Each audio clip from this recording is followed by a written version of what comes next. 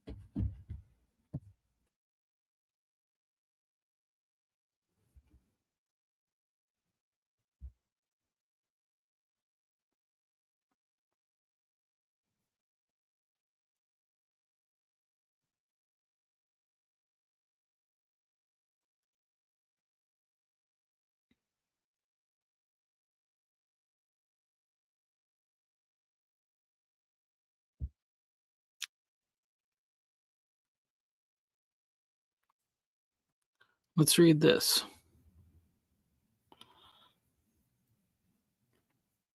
Chad Substack. I can't believe it's already Tuesday, said no one ever, part 2. Also, what are these things called? And 4. And also, is somebody trying to pledge money to me? Is that a thing? Day 3. A week or so later, possibly even 2. The fact that I can't recall for sure is a good sign. Oh wow, Thursday already. I remember being somewhere in my 30s, and I'm gonna read it over here. So I'm talking into the microphone. Uh, I remember being somewhere in my 30s and uttering some complaint about how I'm getting old. Time's running out. I can feel it in my bones. Remember way back when, or some such thing. And the elder id say this sort of thing to would often retort, how old are you? That's not old. You've got plenty of time. Oh, geez, you're still young. And though I didn't fully believe them at the time, it was reassuring and would set my mind at ease. At 42 and a half, nobody is telling me you're still young. As you well know, they are telling me warnings in the opposite direction. And none of this helps much when you're 330 pounds, no habit or routine of healthy living, except that I no longer drink and smoke. Neither of my dogs have ever drunk or smoked. Does this mean they have a healthy lifestyle? How do I convince the daydreamer to go out and start dying? To step out of the dream and into the world of decay? To dream is to wonder, and it certainly must never cease to imagine breathing in different ways, but to that point must drown in a sea of life and embrace the suffering moments.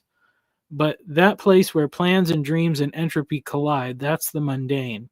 I've often said that embracing my averageness and becoming a robustly mundane man would be my life's work, but I ought not to be a grandiose daydreamer living off the fumes of fancied would do adventures.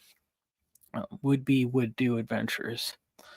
The dissolving land of intention, like cotton candy, Ubermensch withering on his own piss and uh, like cotton candy Ubermensch withering in his own piss, waking from a blackout the night before, drunk on the things he might have done or might have wanted to do. With a splitting headache and nausea, he stuck to the floor, unable to peel his sugary ass away from the concrete. Will somebody come along and eat me already? He pleads aloud in agony. I'm sugar, for God's sake. Don't any of you know me? Can't any of you see how great my color is? How beautiful and astounding? Oh, okay. Push this button so I can let Andrew in.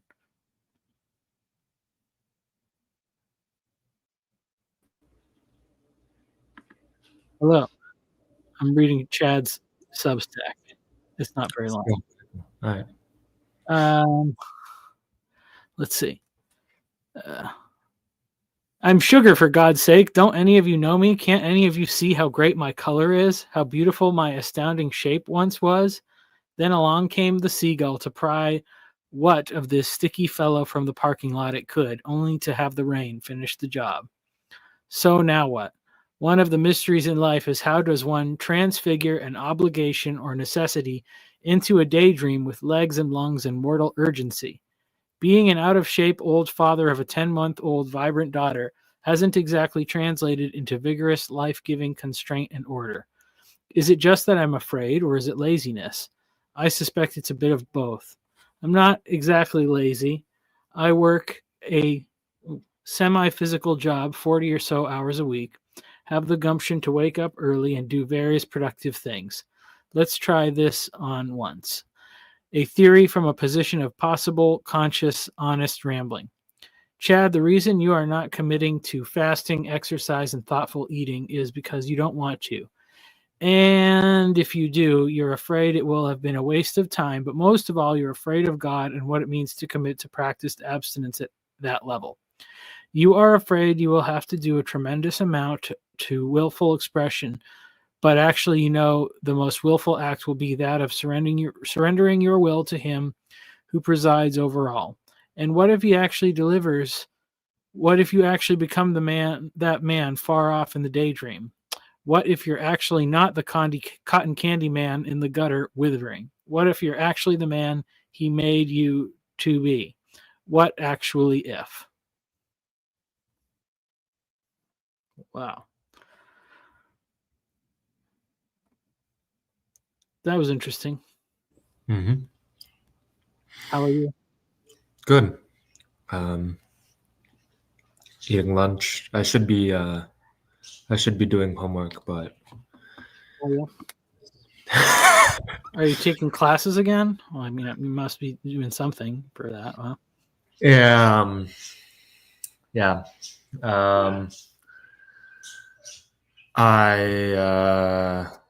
I'm taking classes through the union, and I used to be taking classes through a non-union contractors association, which I fell behind on now, and I have to catch up now. Yeah. How are you, Michael? I'm all right. A little bit, yeah, I don't know. Just trying to use my time in a semi-productive manner, although this isn't really productive, but I mean, I'm trying to get my little thing over the hump of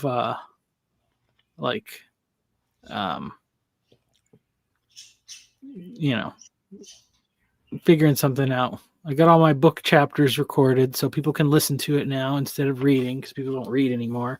Maybe I'm hoping that will result in some conversations or something. That's what I would like in the future. So, yeah. And then I can release my next book. I am. Yeah. What are you thinking? Well, the next one, it's like I just took a little bit because I didn't know like what to cut out at all. My book was way too big, so in this one I just kind of took like one kind of core idea and then fleshed it out a little bit more. So it's like way smaller. It's like a quarter of the size or something. So it's like a regular size book and not a giant book. Mm-hmm. I don't know. I think it's okay. I think it's pretty good. Because it was like once I wrote the big book, then I was like, oh, okay, now I understand what I was trying to say, because I had to write all the words so then I can say it in like a more succinct way. Mm-hmm. So, and less stuff about like wrestling and country music and boomers. So, yeah. So it's like a book that somebody wouldn't feel weird sharing with their pastor, basically, which is not the case with the first book that I wrote. That's how I feel anyway.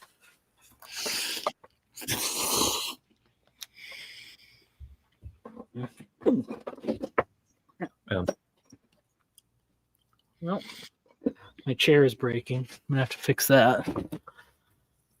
Huh.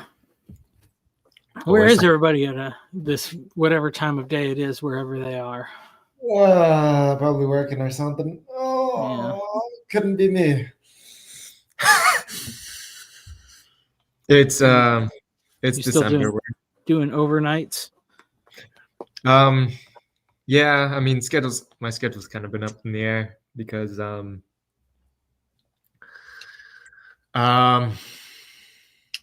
you know, around December construction work tends to slow down or like really speed up.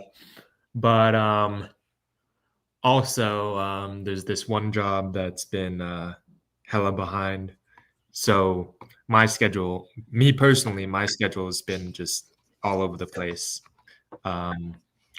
My poor foreman is pulling lots and lots of overtime.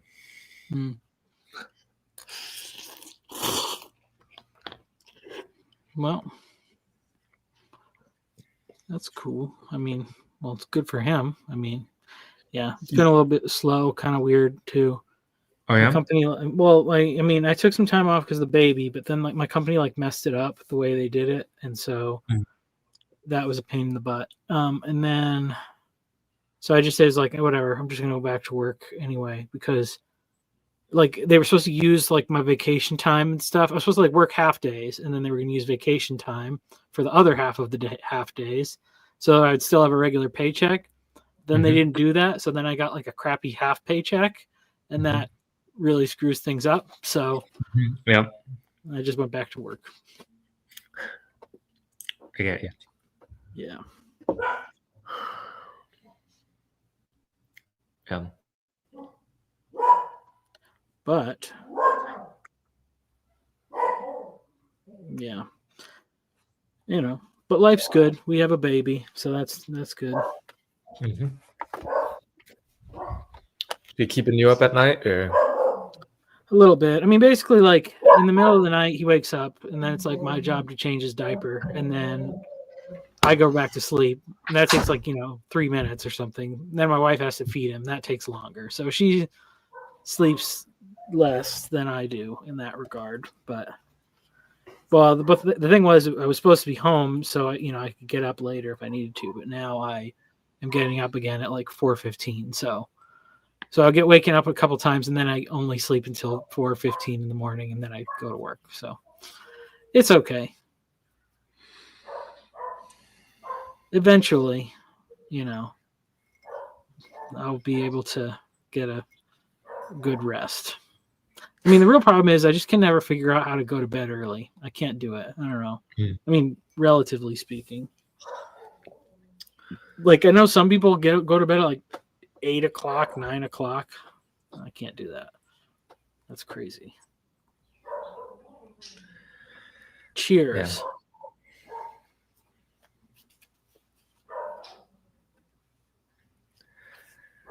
Don't look at me, man. I don't know how to sleep. Drugs, I think. Probably, yeah. Evening prayer usually helps get the sleep muscles warmed up. Yeah, see, the problem is that it's also our children don't want to go to bed when they're supposed to. So, like, if I'm sitting in their room waiting for them to fall asleep until like 8:30, and then my wife and I and then it's like now we get time to like be alone from the children, and it's only like after that, after 9 basically most of the time. And if I'm supposed to go, like, really, I mean, I should be like asleep by 10 or something. So it's like, well, that's not going to really work. So usually stay up longer than that, and then yeah. But it was nice, at least for a little while. I was here, and I would see the children in the morning, because that's what stinks too, is I don't even see them in the morning until they come home from school, which will be probably in like 45 minutes. But yeah. Is that dog in your microphone or my microphone? That's mine, yeah. Oh, okay. Oh, there's mine. Oh. What? Finn, come here. Aw, No, he's a cutie. people like doggies. Mm-hmm. Smile for the camera.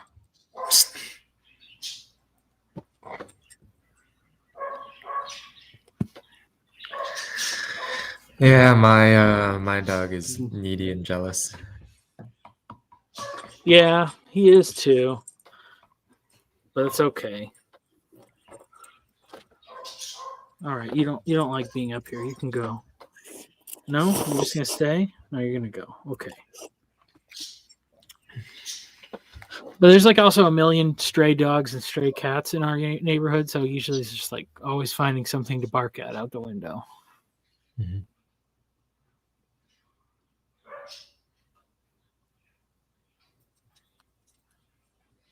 So what have you been doing on your in your headphones or whatever while you're working? Watching or listening to anything good? I recently watched the Nick Fuentes what was it, Piers Morgan debate. I don't know if you got that. I did not watch that. I saw that and I was like, I don't really care that much about any of what's going on with that. Yeah, you really don't have to. Yeah. Well, yeah. Somebody was saying like whatever, like all of his numbers are fake or whatever. Like it's all just like bot farms and stuff. Oh yeah. Nick Fuentes. Yeah, it wouldn't surprise me. The thing with Zoomers is, if you're on the internet long enough, you learn how to game it. Yeah.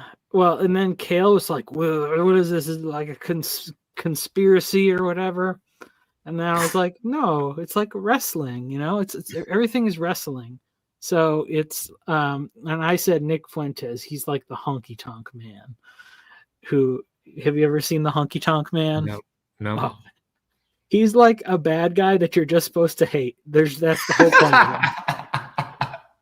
Let me see. Oh, for sure. Let's see. Let me see. I'll put on the honky tonk man.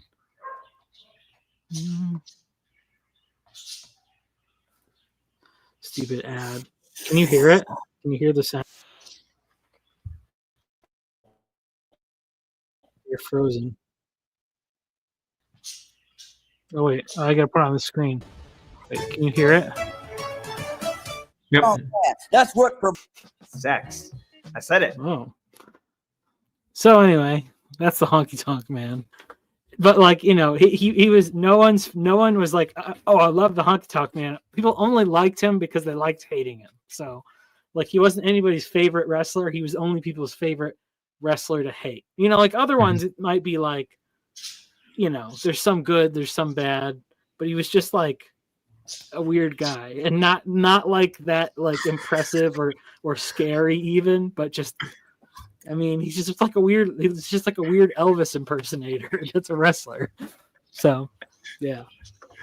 Mm-hmm. So that's what Nick Fuentes is. He's just there to rile people up, I think. Yeah.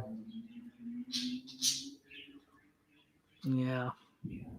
And then I saw, oh man, I don't know. Have you seen that guy, Daniel Garner, who's like, he's been on a few things here and there now.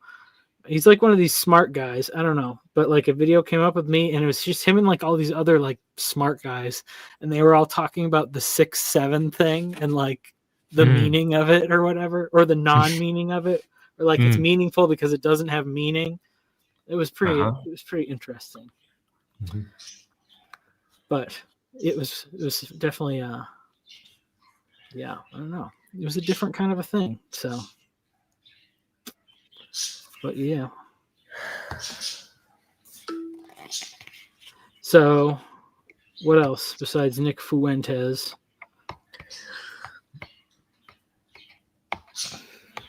Nothing much else. Yeah, my free time has been greatly diminished. It's over for me. I'm washed up. Well, I mean, do you get to? Do you get to listen to stuff while you're working or anything, or like? Because I mean, that's the good thing, at least for me. But I don't know Hmm. if you're I in a mean, busier time.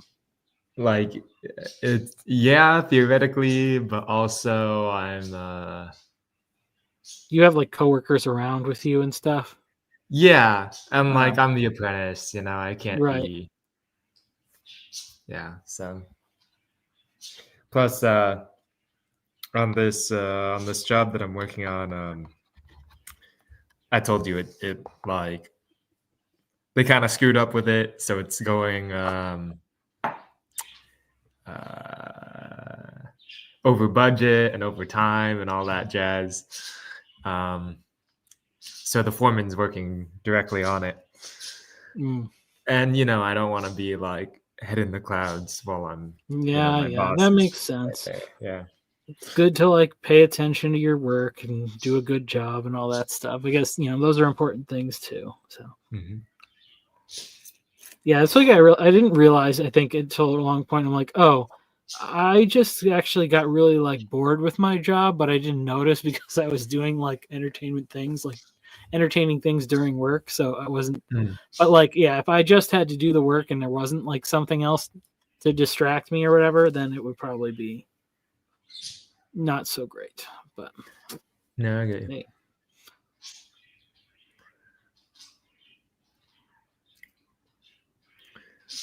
Yeah. Yep.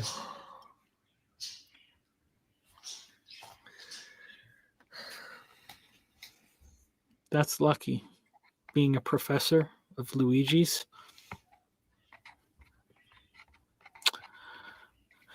See, I don't know. I feel like if Pajot tried to do a video on the symbolism of 6-7, he would probably lose. It would make a dividing line of like the people who are like, you don't get it and you do, or you do get it. Yeah, maybe. Like if you try to say that there's meaning, and if there's symbolism, there's meaning, and if there's meaning, you don't get it. Mm. That's what this whole thing was. Some other guy on this thing, he was saying he was writing a brain rot version of Romeo and Juliet, and then that's the whole thing of like, if you say any of the things mean things, then they don't mean things anymore, or they don't matter. They don't matter if they mean something. They only mean something because they only matter because they don't mean something. And I was like, okay, that's strange, but but it didn't seem like it was totally crazy to me. It made me think of some things in the Bible. So, Yep. There's always been what do you call it, brain rot.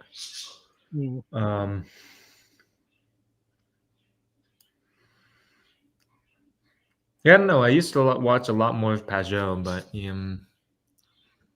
don't know. He seems to be he's just turning into a boomer. he just seems played out. I don't know. I don't think he's doing much new stuff. Yeah. You know? It's weird. Like, I feel like, I was always like, I would watch him and I was like, I would always be like, what's the deal with this guy? And I could like kind of get it. I was like, I was always suspicious. I'm like, I don't think he would like me. So that makes me like not want to care about what he has to say that much or whatever. But like, he's like, it's like he's always like trying to get to like the smart people. And I just see the smart people as like a waste of time. So by extension, he's kind of a waste of time. I don't know. That sounds probably rude, but well, I gotta go. Well, Okay. yeah, I'll probably go, but I'll be back. Okay.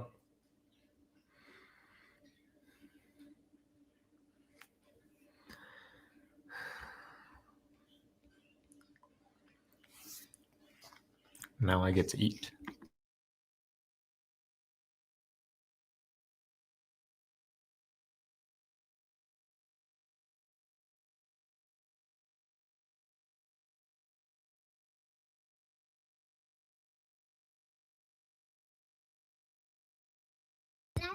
Help me. Yes. Okay, I'm leaving. Ending the stream.